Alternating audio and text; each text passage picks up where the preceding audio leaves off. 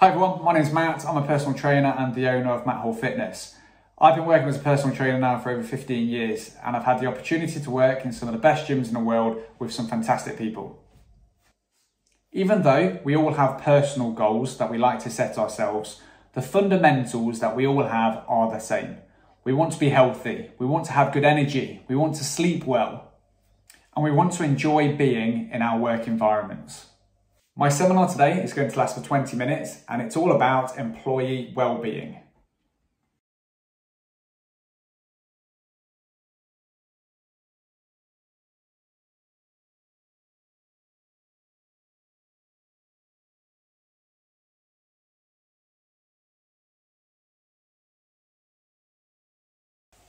Research shows that we spend 1/3 of our life at work. Because of the amount of time that we do spend at work, health and well-being in a work environment is so important. Ultimately, as a business owner, you want your staff to be healthy. You want your staff to feel good. You want your staff wanting to show up for work. And again, you want your staff to be taking less time off. You also want your staff to be productive whilst they're at work. You don't want your staff to be coming in if they're feeling poorly, if they're sluggish, lethargic, or not feeling great. So why not incentivize your staff? Simple things can make a huge difference. If you have a staff canteen, look to potentially put on some healthier meals. If you've got a spare room in your office, which is being used for the old broken printer, why don't you look at potentially changing that into a staff gym? Every few months or so, add a few more bits of kit. It doesn't have to be expensive. Could be, to begin with, a yoga mat and a couple of light dumbbells. What your staff eat is going to impact the energy they have for their day at work. Maybe you look at having a fitness professional come in and do an educational seminar for your staff.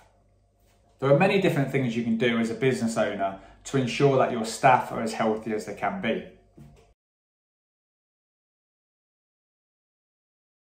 So here's a few things that I discuss with my clients, and by implementing these things on a weekly basis makes a huge difference to how they feel.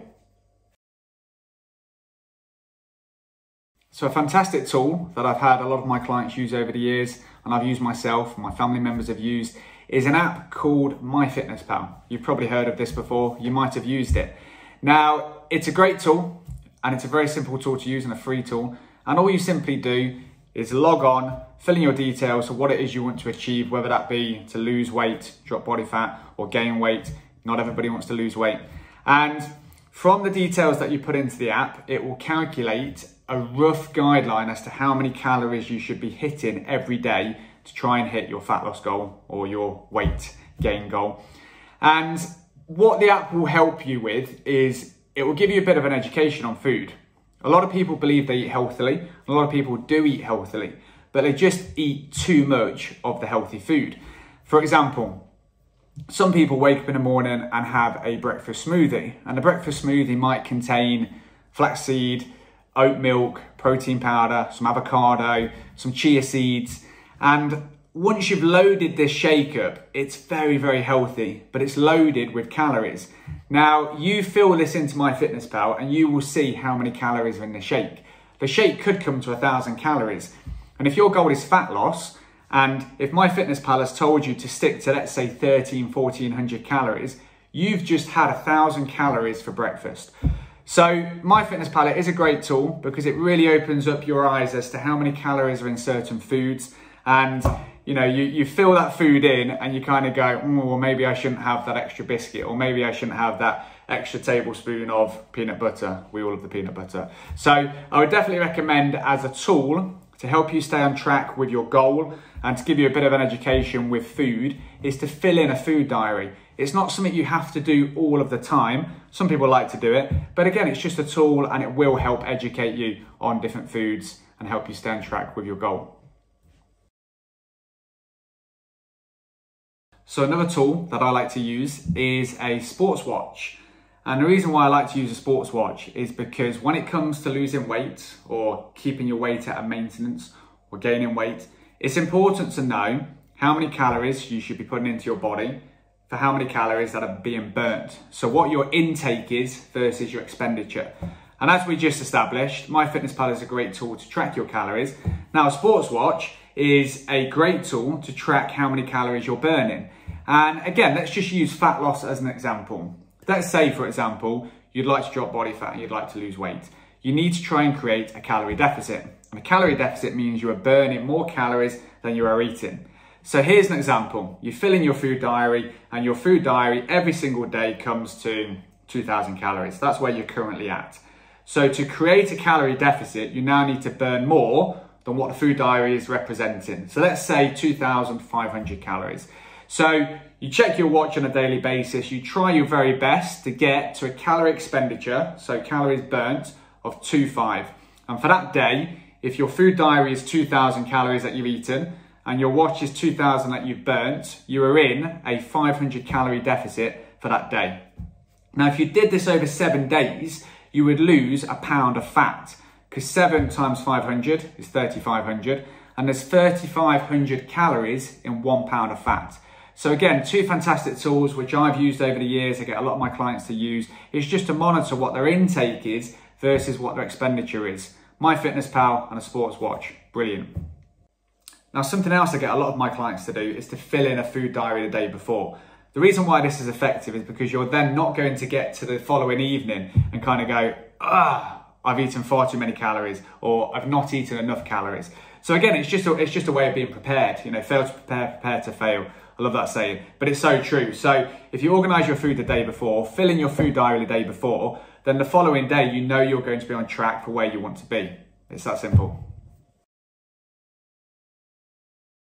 So let's try and look at food as fuel. It is fuel for our bodies. And a lot of people don't look at it that way. They look at it as a way of trying to satisfy their taste buds. But look at it as fuel. Next time you go to eat something, how is that meal going to make you feel? How is it going to impact your energy for the rest of the day? How is it going to impact your digestion? Is it going to give you a sore tummy? Is it going to give you constipation? Is it going to affect your sleep? So, like I said, have a look at your nutrition. Think of it as fuel. Obviously, yes, we want it to taste good. That's important. But once you start to think about food as fuel and how it's going to make you feel and how much energy it's going to give you on a day-to-day basis, you really do start to look at it in a different light. If you really struggle with your food, my advice is to start prepping your food. So, for example, you go to work, you get a 30-minute lunch break, you're dashing around like a crazy person, you go to the supermarket, and what is quick and easy and convenient is to grab a sandwich and a packet of crisps. And that becomes your life. So my advice is to take control of your food, start prepping your food. When you prep your food, you know what's going into it. You can control the salt, the spices, the calories. Ultimately, you can weigh the food if you want to, you know, if that's the approach you want to take. But my advice is to spend a little bit of time every single week, maybe a Sunday afternoon. Most people will have 45 minutes to an hour on a Sunday afternoon to prep the food. Cook in bulk. So cook a lot of food that you can put into Tupperware boxes. You can put it in the fridge, or you can even freeze some of the food that you don't have for a few days, and then pull it out the night before and whack it in the fridge and take it to work with you the following day. It's going to be more nutritional. It's going to have less sodium in it, and ultimately it's going to be healthier. So spend some time prepping your food. So if you're someone who works in an office, or if your job's quite sedentary, for most people working at home at the moment, desk job, you're probably not getting many steps in. You're probably not very active. So my advice, when it is your lunch break, if you've set yourself a 30, 45 minute or an hour lunch break, get out, try and keep moving, walk around the block, try and increase your daily steps, your daily activity. And simply by doing this every day, it's going to have a positive impact on your mind, obviously your heart health. Staying active is good for your heart. You know, it's these simple things that can make such a huge difference, especially in the world that we're in right now with obviously the coronavirus and you know, people not being able to do the things they want to enjoy as much. Mental health is absolutely key. It's so important that we keep ourselves mentally in a good place. And simply by just getting out on a lunch break, getting your steps in, increasing your activity levels will make a huge difference. So if you're office based, try your very, very best to get out at least once a day to get some steps in. If you're someone who's still going into the office, if you have the capability of cycling to the office, fantastic, do that. If you can walk to the office, do that. Trying to increase your daily activity will have such a positive impact on your mindset. When it comes to exercise, you've got to prioritize it. You have to make it a priority for your week. So my advice, get a diary and schedule in exactly when you're going to exercise. Do it at the weekend. Do it over the whole week so you know what are your days, what are your times for your personal exercise regime. And I'm telling you now, by planning ahead, you will follow through with exercise on a more regular basis. Make it your time. Make it the time that nobody else can be a part of. Nobody else can book a meeting, nobody else can get involved. It's your time. And I promise you, by simply following a diary, scheduling it in, you will show up more than just going, oh, do you know what? I'll just wait and see if I've got time at the end of the day. If I've got time, I'll throw it in there. It just will not happen. So with exercise, you've got to make it a priority. You're worth it.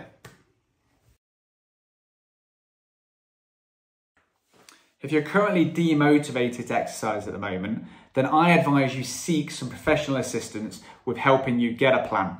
Having a plan will give you the motivation you're looking for. I've been there before, and I'm a personal trainer, where I've just gone through the motions of my workouts. I'm not excited for them, I'm not looking forward to them because I'm bored. I've been doing them for too long. So if you're in this place right now, if you're a bit demotivated, a bit deflated, you just can't be bothered, having a plan to follow will definitely give you that oomph that you're looking for.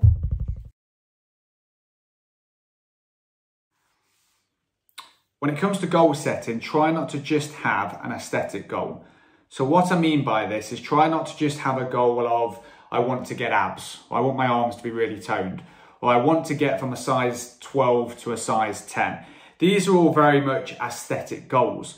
So don't get me wrong, there's nothing the matter with having that as your priority. That's absolutely fine. But what I would recommend and suggest at the same time as setting this goal is to say, right, I want to go from running this distance to this distance. I want to go from being able to do no pull-ups to a pull-up, for example. So this is a fitness goal. So alongside your aesthetic goal of wanting to get to a size 10 or wanting to have abs, you have some little fitness goals along the way. Now, the reason why this, in my opinion, is very, very important is because when it comes to aesthetic goals, they can become quite slow over time, for example. Let's say you've been training for 3 to 6 months and you've not started to see the aesthetic goals the way you thought you would. You become a bit deflated and a bit demotivated and you start to kind of go off track again. Now, if you have some fitness goals along the way, you know, it might be a case of you're showing up to the gym and yes, before you couldn't do a pull-up and now you can. That will make you feel amazing. Let's say, for example, you know, you used to get out of breath after a kilometre run and now you can do a 5K quite comfortably. That will make you feel amazing. And it's fun and it's exciting. So yes, you have your goal, right? I want to get abs. Yes, I want to have these lean arms and lean legs. Yeah, great goals. But what I am saying is have a fitness goal along the way and you're much more likely to stay on track the whole distance. If you're someone who struggles with energy later on in the day and you get to the end of your work shift and you think, God, the last thing I want to be doing is going for a workout now, then my advice is try to get to bed a bit earlier and if possible, try and get your workout in early doors before work. I, over the years of training, have trained in the morning, middle of the day, in the evening, and I personally find working out in the morning is fantastic because it energizes me. I feel amazing for my day ahead. And ultimately, I've got it out of the way. If I'm tired later on in the evening, I don't have to go to the gym. I can go home, I can relax, I can wind down. So a bit of advice, if you're someone who struggles with working out later on in the day, try and get to bed a bit earlier, try and wake up a bit earlier, and try and get your workout in before work. If you're someone who's exercising and you're eating healthily and you're still not losing weight, you've got to be honest with how much alcohol you are drinking. Over the years, I've worked and trained with a lot of different people, and it's not until people are really honest with themselves about their alcohol consumption do they really truly see the benefit of reducing alcohol and what a positive impact that has on their fat loss goal. So if you're someone who's exercising Monday to Friday, you're eating all your veggies and you feel like you're eating healthily and your nutrition you feel is where it should be, but you're not losing weight and you're feeling a bit sluggish and you're not getting yourself to where you want to be, you've got to be really honest with, are you drinking too much alcohol? Most alcohol contains a fair bit of calories. Bottle of beer, a couple of 100 calories, glass of wine, similar. If you're someone who's having 2 or 3 beers most evenings or 2 or 3 glasses of wine most evenings, you think what that's going to do to your overall daily calorie intake, let alone your overall weekly calorie intake. So you've got to be honest with yourself when it comes to alcohol. So guys, do you have a decent sleep routine? A lot of people don't. my advice when it comes to sleep is to try and go to bed at the same time every single night and try and get up at the same time every single morning and aim for 7 to 8 hours. Research shows that to get adequate recovery on a nightly basis, we should be aiming for 7 to 8 hours.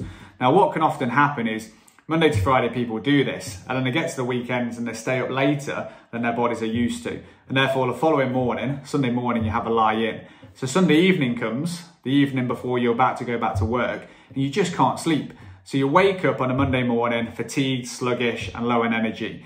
And you shouldn't. On a Monday, you should feel well rested because you've just had a couple of days off. So my advice, try your very, very best to get into a sleep routine. Go to bed at the same time every single night and get up at the same time every single morning.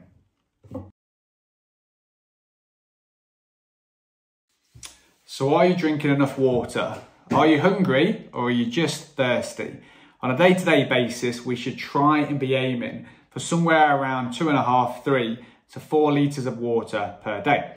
Now, there's a few things which will determine how much water we should be having. One, for example, if it's very, very hot and you're sweating, so if the weather's hot and humid and you're sweating a lot and losing a lot of essential salts, then we need to try and stay as hydrated as we can in these hot circumstances. Another example is, let's say, you're going to the toilet and your urine is quite dark and there's a quite strong smell to your urine, then this is a sign of dehydration. If you're hungry, again, you might just be thirsty. You might not have drank enough water that day. If you've got a headache or if you're feeling slightly dizzy, then again, another sign of dehydration. Now, something that has helped me over the past few years is getting myself one of these, a proper bottle of water. And what I do is every morning I wake up and I fill it up and I put it on my desk or wherever I'm working that day. And with just having it there, subconsciously I drink more water than if I didn't have it there. Because often what will happen is people can't be bothered to go over to the tap, get a glass and fill the glass up and sip from it. So my advice, get yourself one of these, aim somewhere between 2.5 to 4 litres a day, listen to your body. And I promise you, by simply getting one of these bottles of water, filling it up first thing in the morning, you will start to drink a little bit more water. So ladies and gentlemen, that's the end of my seminar. Thank you very much for listening. If you do have any questions, do stick around. I will be doing a Q&A and I believe that's in about 5 minutes time.